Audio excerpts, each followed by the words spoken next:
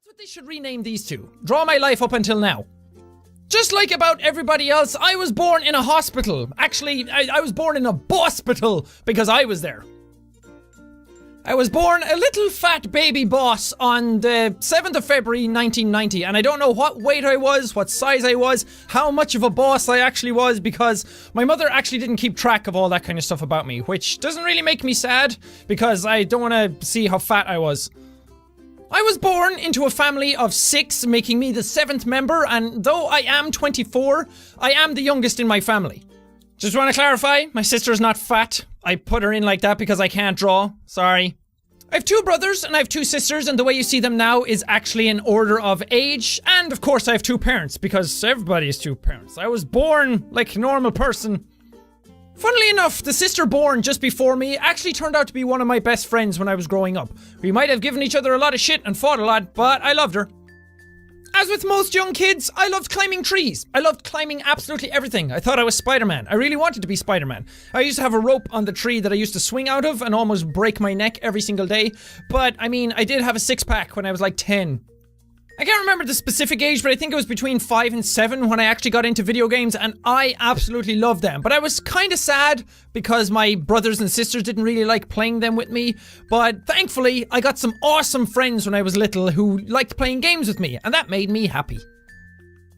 The first gaming system I ever owned was the Nintendo Game Boy, the really big grey brick, the original one. And I used to have Pokemon on that, and that was awesome. I used to love playing that every single day, but it was Pokemon Blue. All you reds and yellows, get out of here. My mother actually surprised me with the game, and it came all the way from China. How awesome is that? The next system I got to play on was the PlayStation 1, and that blew my goddamn mind when I was young. I think I got that when I was 7, and I had games like Final Fantasy 9 and Tomb Raider 2, and I couldn't get off of that. I used to sit down for hours at a time and just play that all day, and my parents kind of hated that. They wanted me to get outside and climb trees more, but screw it, I was away in Fantasyland. Of course, I had to get out of the house every day and go to school anyway, which made me a little sad bunny because all I wanted to do was sit at home playing games. School was boring. I just sat there thinking about games all day. Because I play games so much, I never really did that well in tests. I couldn't concentrate that much in school. I was always thinking about something else. And I was never a bad student. I never failed anything, but I wasn't exactly a great student either. Moving on up into the teen years when I had that super sexy fashionable fringe. I also had a little bit of hair on my face. It wasn't great, it was like a little puberty beard. I ended up getting what every guy when he's 16 wants. A girlfriend. My parents decided it was time to move. We moved closer to my grandmother's house, which unfortunately happened to be out in the middle of absolutely nowhere. And I moved into a tiny actual wooden cabin out in the middle of nowhere, just surrounded by trees. And I had to say goodbye to all my friends. As it turns out, living in the middle of nowhere actually had its advantages when the YouTube thing came around. I could just shout as much as I wanted and nobody anywhere could hear me. And you guys know how loud I like to get. Anyway, I finished secondary school and I did well enough on my tests that I actually went on to college. I got the course that I wanted, which was actually music technology, because I really loved music at the time. I really wanted to be a musician and I thought that that was going to get me all the stuff that I ever wanted in life. I did meet a lot of very nice people when I was there, a lot of friends, but I was never very happy when I was there. Teachers would talk and talk and talk about all this wonderful stuff, but I wasn't listening. I was off in my own fantasy land, and because of that, I never really understood what was going on in the classes, so that made me even more sad. I was always thinking about games, thinking about what I was going to play when I got home, thinking about new games that were coming out, and games were really the only thing that I understood or made me happy. So eventually, after doing 2 years of something that I wasn't really enjoying, I decided to call it quits. I left college. I didn't fail any of my exams. I actually passed all my year 2 exams, but I decided not to go back for the final year because I wasn't learning anything that I enjoyed, and I really wasn't happy doing something like that. It was during this transition period of confusion that me and my girlfriend broke up after 4 years, which just made me feel even more lost or more confused. Because I lived in the middle of nowhere, I got really lonely a lot of the time. There was nobody around to talk to, so I decided to go online to try and meet more people, and I went to a site called Interpals, where you can meet more people and try and talk to them. Now this is where things got real interesting, because I was browsing through it one day, and for some reason this absolutely gorgeous Asian girl showed up on the screen, and I couldn't believe how pretty she was. That sounds like a cliche right now, but seriously, that is exactly what I thought. I sent her a message and we actually got talking. We talked a lot on Skype and through MSN Messenger, which seems ancient now, but we talked a lot almost every single night. And after a few weeks, we actually became boyfriend and girlfriend. After about 6 months talking through Skype and whatnot and video messaging each other and video calling each other over and over again, I decided to save up enough money to actually go to Korea and see her. And it was a really scary experience because I'd never traveled anywhere on my own ever before. And people kept saying that I was going to get catfished and that it was going to be a man who wanted to kill me or whatever. But thankfully it worked out all right and I had an absolute great time in Korea with her. I decided it was time to go back to college and I was absolutely determined to finish college this time and I was going to get a degree and I was going to move to Korea and my intention was actually to go teach English in Korea and live with my girlfriend over there. This is when YouTube started for me. I just got a gaming PC and I realized that I could actually record games and talk over them at the same time and I started watching people on YouTube do it and I was absolutely amazed by it. It was something that looked so cool and I wanted to do it myself because I always felt like I had something to share with the world, but I actually started out, I wanted to do impressions of people on YouTube. I didn't even start out doing gaming at all. It didn't take long for the gaming side of things to get hold of me. I was watching other YouTubers do it and their personalities really connected with me. I had finally seen more people who wanted to play games, who were really enthusiastic about it, and I said, hey, why don't I just make gaming videos and then I can talk to people who like games as well and I can build up a community.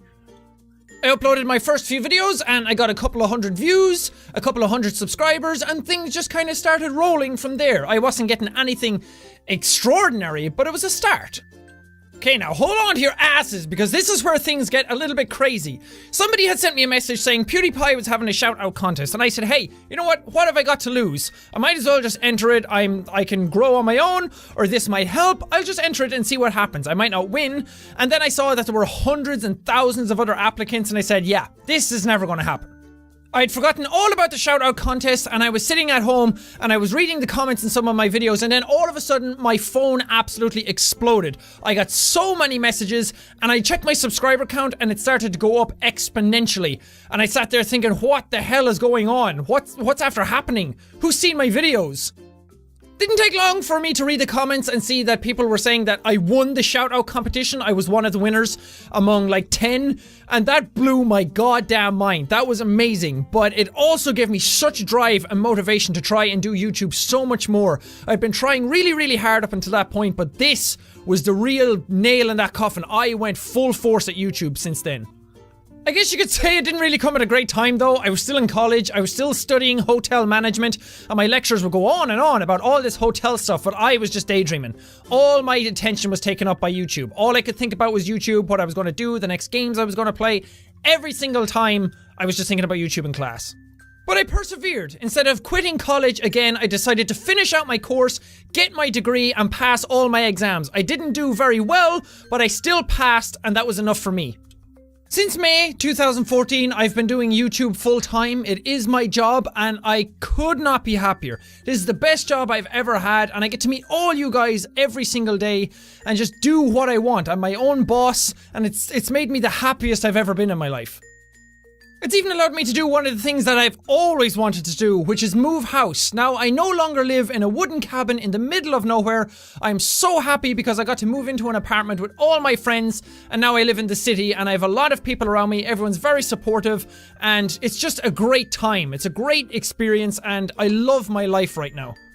But I'm not forgetting that this is all because of you guys. Every single person who is watching this video right now, you guys have helped change my life. You guys have helped me accomplish all of the stuff that you have seen in this video, and I could not be more thankful to all of you. You may not know it and you may not feel it, but you guys have helped me through some of the hardest parts in my life when I was in so much uncertainty of what I was going to do with my future and absolutely no idea how I was going to accomplish what I wanted. You guys have made it possible. You guys have absolutely helped me 100%, and you guys need to know that. You need to know how grateful I am for you guys. Everyone keeps telling me every single day, Jack, thank you so much for your videos, but no, thank you guys for helping me. Today not only marks the 1 million subscriber special, but it also marks the 4-year anniversary of me and my girlfriend from Korea, who I mentioned in this video, and it's one of those days where everything is going right, everything feels great, and it's a day that I will likely never ever forget in my life, so thank you guys so much for giving that to me.